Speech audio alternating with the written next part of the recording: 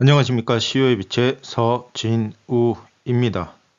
오늘은 2025년 잉여금 출구 전략 시즌 1 잉여금 엑싯하기 방송 시작하도록 하겠습니다. 2025년이니까 미처분 이익 잉여금의 개념부터 다시 정리하도록 하겠습니다.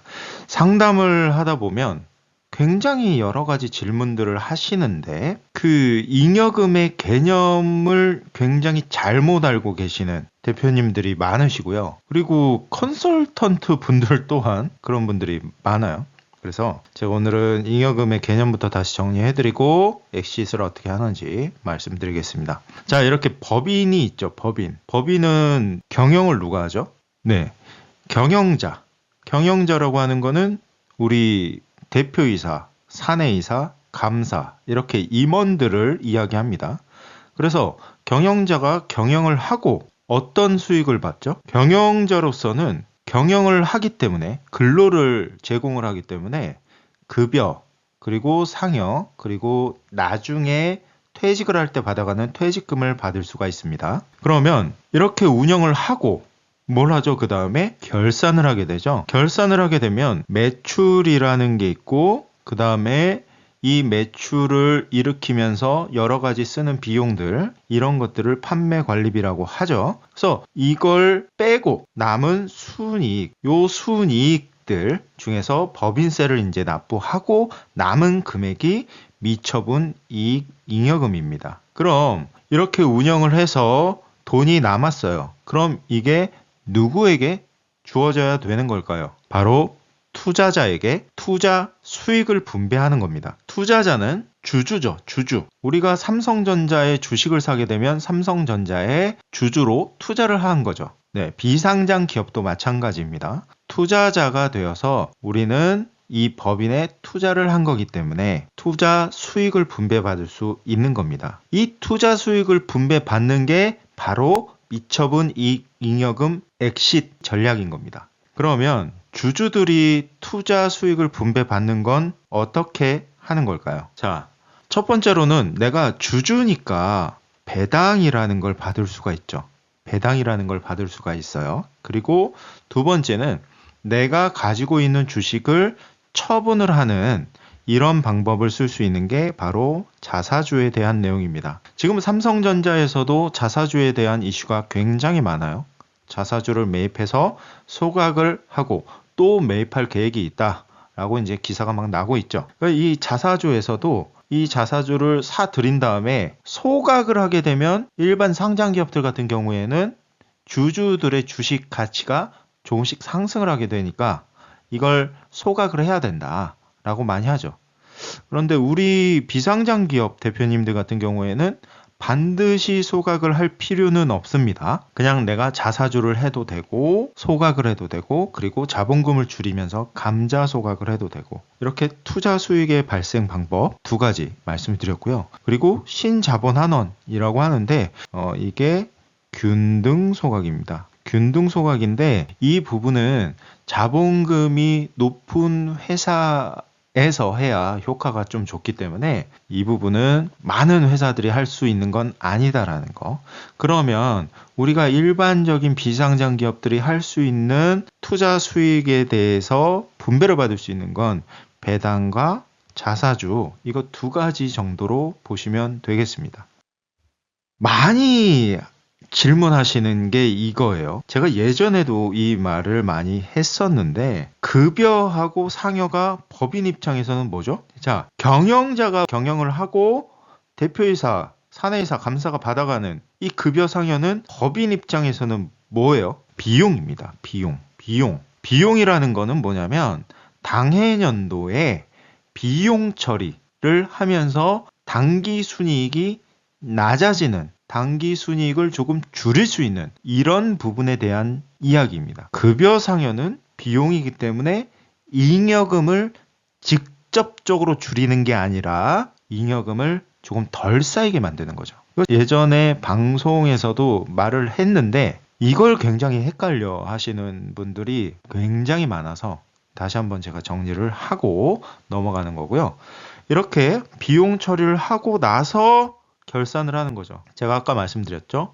매출이 일어나고 판매 관리비가 있고 그 다음에 남은 순이익. 요게 이제 비용이 판매 관리비에 포함이 되는 겁니다. 자, 그러면 법인이 결산을 했어요. 결산을 하고 우리 투자자인 이 주주분들에게 뭘 줘야 된다고 했죠? 투자 수익에 대한 분배를 해야 한다고 그랬죠.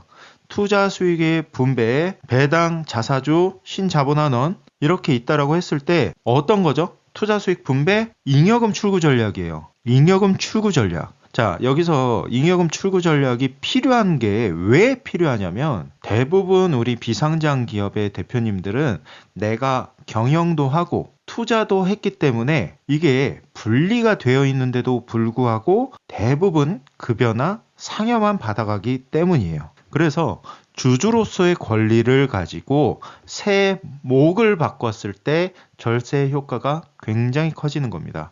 어떤 거요? 세목 이걸 바꿨을 때 절세 효과가 굉장히 커지는 거죠. 절세하는 부분에 있어서 시간도 있고 세목도 있고 그리고 뭐가 또 하나 있을까요? 인원에 대한 분산이 있죠. 그 소득을 분산시키는 방법이 있는데 여기서 우리가 비상장 기업에서 많이 쓰는 엑시트 전략이 뭐예요? 바로 증여죠. 증여. 그러면 증여에 대해서 한번 보도록 하겠습니다. 잉여금의 핵심 증여 공제입니다. 증여자 그룹별 증여 재산 공제액은 얼마인가요? 라고 나와 있죠. 우리가 엑시트 전략을 할 때 가장 많이 쓰는 게 배우자 6억 원. 요걸 가장 많이 쓰죠. 그리고 자녀분들에게는 예전에는 일반적으로 그냥 차등 배당을 많이 했었기 때문에 5천만 원 그리고 미성년 2천만 원 이렇게 많이 해서 주주가 된 다음에 지분율과 상관없이 배당을 많이 했었어요. 그런데 지금은 이게 의미가 없어요. 네, 지금은 이 증여재산 공제를 자녀법인을 설립한 후에 주식을 증여받거나 이런 전략을 써야 되는 게 맞고요. 그런데 뭐 1억, 2억 뭐 이 정도 금액이 필요하다. 그러면 직접적으로 돈을 준다라는 거는 내가 어디선가 수익이 생기고 세금을 내고 남은 돈에서 또 자녀에게 증여를 하는 거거든요. 그래서 애초에 그냥 내가 가진 주식을 자녀에게 증여하고 그 주식을 매각을 해서 회사에서 잉여금을 인출하는 이런 방법을 쓸 수도 있다라는 겁니다. 그리고 이걸 또 모르시는 분들도 계세요. 자녀분한테 부모님이 자녀분한테 5천만 원씩 받으실 수가 있다라는 거고 그 다음에 혈족, 인척 이건 뭐 많이 안 하기 때문에 별로 관심도 없겠지만 어쨌든 1,000만 원까지 공제가 됩니다. 1,000만 원까지 공제가 되기 때문에 이 공제를 언제 활용을 하느냐 차명 주식을 우리 친인척분들이 보유하고 있을 때 이런 증여재산 공제를 활용을 합니다. 그럼 우리가 오늘 얘기할 건 뭐냐면 배우자 6억 원에 대한 공제 이걸 말씀드릴 거예요. 자, 세금 비교를 해볼 건데요. 2025년 기준입니다. 2025년 기준 6억을 엑시트한다라고 했을 때 우리가 많이 하는 게 뭐죠? 당연히 급여 상여. 급여 상여를 대표님들께서 대부분 하고 계시죠. 그러면 대표님께서 6억 원을 급여로 받아간다. 이랬을 때 세금이 종합소득세가 2억 1,021만 8,830원 정도가 나옵니다. 그리고 4대 보험료가 2,698만 880원 부과가 됩니다. 물론 직장 가입자로 계산을 한 겁니다. 그랬을 때 최종 세율은 39.53% 정도가 되고요. 이 6억을 내가 급여로 다 받았을 때 세금 다 내고 내 주머니에 실제로 들어오는 돈은 3억 6,280만 290원이 됩니다. 그런데 오늘 말씀드리는 게 잉여금 엑시트 전략이잖아요. 급여 상여는 잉여금 엑시트 전략은 아니다. 이거 개념 정확하게 아셔야 됩니다. 그러면 우리가 잉여금을 엑시트할 때 가장 많이 하는 게 뭐예요? 배당. 배당이라는 걸 처음에는 대표님들께서 15.4%니까 야 세금 적구나 하면서 배당을 많이들 하시죠. 그리고 원천세도 15.4%만 걷고 돈을 줍니다. 그런데 배당이라는 건 어떤 게 문제가 있냐면 배당은 분리과세예요. 분리과세인데 2천만 원까지만 배당 소득세로 종결이 되고 나머지 초과하는 6억이라고 했을 때 나머지 초과하는 5억 8천만 원에 대해서는 종합과세가 된다는 거예요. 물론 그로섭 계산하고 세금 계산을 하면 당연히 배당이 훨씬 세금이 적습니다. 이게 왜 대표님들께서 배당을 하고 나서 나중에 큰일 났구나 이렇게 하시냐? 이게 예를 들어서 이번 3월 달에 25년 3월 달에 배당을 하죠. 6억을 배당을 했어요. 그러면 원천세 15.4% 떼고 준단 말이에요. 그 다음에 종합소득세 신고는 언제 해요? 내년 5월에 하죠. 그리고 여기에서 내년 11월에 건보료가 이제 막 폭탄이 나오기 시작합니다. 이러니까 실질적으로는 올해 배당을 많이 받아도 세금을 적게 내니까 적나 보다 이런 대표님들이 많으시단 말이에요. 그래서 배당을 받았던 대표님들 예를 들어서 작년에 배당을 받았다? 그럼 지금까지는 세금 많이 내는지 모르시는 거예요. 그런데 이게 이제 배당을 많이 받았던 대표님들 중에서 한 2년, 3년이 지났다. 그러면 이제 이렇게 말씀하시죠.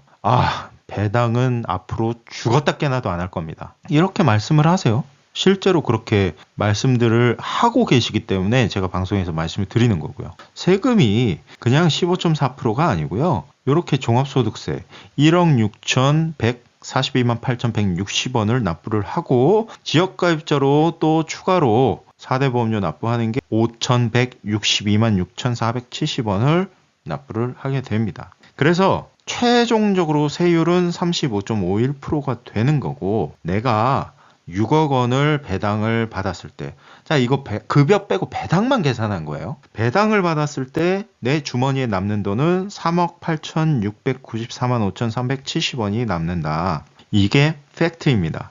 그래도 급여로 가져가는 것보다는 배당으로 가져가는 게 조금 더 저렴하죠. 그럼 오늘 비교해 볼 거는 이 배당과 자사주에 관련된 이야기예요. 퇴직금은 제외시킬게요. 퇴직금은 실제 나중에 퇴직을 할 때 받아가는 거기 때문에 오늘은 순수하게 매번 할 수 있는 잉여금 엑시트에 대해서만 말씀을 드리겠습니다. 그러면 자사주를 보겠습니다.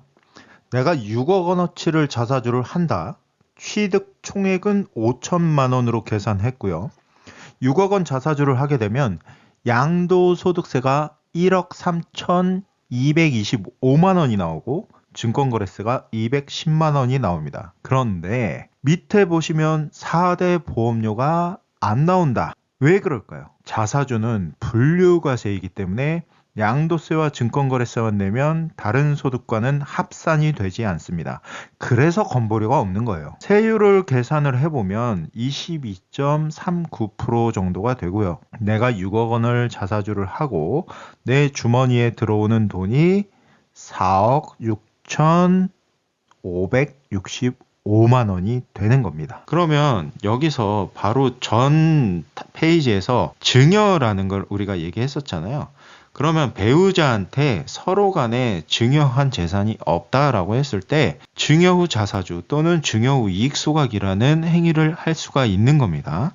증여 후 자사주를 하게 되면 자사주는 양도예요. 그렇기 때문에 증권거래세라는 걸 납부를 하게 되고요. 증권거래세를 납부를 했을 때 210만 원을 제외한 내 주머니에 들어오는 돈은 5억 9,790만 원이 되는 겁니다. 세금이 거의 없다라고 봐야죠. 그리고 배우자 증여 후 이익 소각은 배당이라고 보면 됩니다. 그래서 증권을 거래하는 게 아니고 그냥 내가 배당을 받는 거기 때문에 배당 소득세를 내야 되는데 차액이 없게 만들기 때문에 소득세 자체가 없고 증권거래세도 없고 당연히 내가 얻은 이익이 없기 때문에 4대 보험료 없고 세율 자체가 0%가 되는 겁니다. 그래서 내가 6억 원을 증여받아서 6억 원을 이익 소각을 하게 되면 세금이 없고 6억 원을 그대로 가져 나올 수가 있는 겁니다. 그런데 2025년도에 이 법이 바뀌었죠. 양도세 2월과세 적용 대상 자산에 이제는 주식도 들어가게 되어 있습니다. 그럼 우리가 생각해 볼 건 증여 후 자사주, 증여 후 이익 소각인데 양도일 전 1년 이내에 받은 주식, 양도, 판다. 그랬을 때 자사주에 해당이 되겠죠.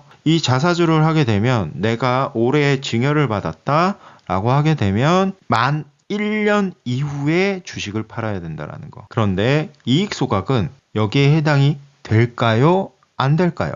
이 부분은 상담 신청하시는 대표님들께 따로 말씀드리도록 하겠습니다. 그래서 이 자사주를 하게 되면은 우리가 전략을 잘 세워야 된다라는 거예요.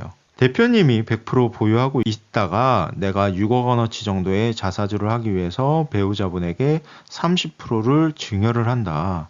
그러면 자사주를 하게 되면 만으로 1년을 지나야 취득가액을 인정받는다. 제가 작년 연말에 이것 때문에 너무 바빴죠. 그리고 방송도 그렇게 했어요. 자사주를 하게 되면 내가 가지고 있는 배우자분에게 주셨던 그 주식이 이제 누구 거가 되냐? 법인 거가 되는 거죠. 법인 거가. 그러면 소각을 하게 되면 당연히 배우자의 주식이 없어지고 대표님이 다시 100%의 주주로 올라가는 겁니다.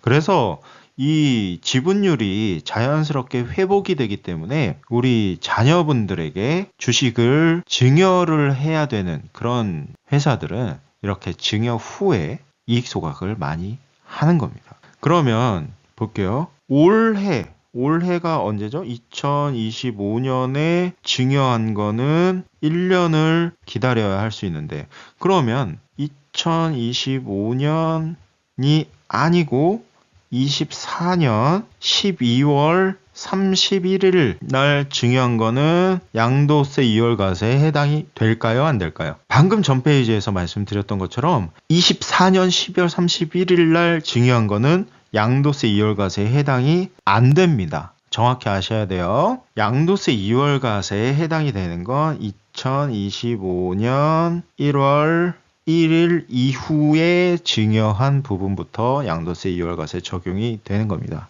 그래서 오늘은 2025년도 버전으로 이 자사주를 이제 어떻게 해야 될 건가? 1년을 기다려야 된다. 이거 정확하게 알고 계셔야 되기 때문에 말씀을 드렸고요. 투자자분들이 투자 수익 분배를 받을 수 있는 배당과 자사주에 대해서 간단하게 알아봤는데요. 오늘은 6억에 대해서 엑시트를 하는 그 세금을 말씀드렸습니다. 물론 다음 방송 계속 방송을 할 거지만 10억 원을 인출할 때 20억 원을 인출을 할 때 그리고 이렇게 돈이 없는 회사들도 있잖아요. 그러면 내가 조금씩 인출을 하고 싶을 때 아니면 이 증여 공제가 없는 회사들도 많잖아요. 그랬을 때 어떻게 엑시트를 할 건지 이런 부분들을 계속적으로 방송을 할 겁니다. 그래서 아예 진짜 제 방송을 보시는 모든 대표님들께서 잉여금 엑시트 하는 것 자체를 완벽하게 제가 딱 이렇게 하시면 됩니다 라고 말씀드렸을 때 그렇게 해주세요 혹은 네 저도 알고 있습니다 이렇게 말씀하실 수 있게 제가 잉여금에 대해서 완벽하게 방송을 할 예정입니다. 오늘 내용이 도움이 되셨나요? 오늘 내용이 도움이 되셨다면 좋아요와 알림, 구독, 댓글 공유 부탁드리겠습니다. 상담 신청 링크는 아래 더보기를 클릭하세요. COEBIT의 서진우였습니다.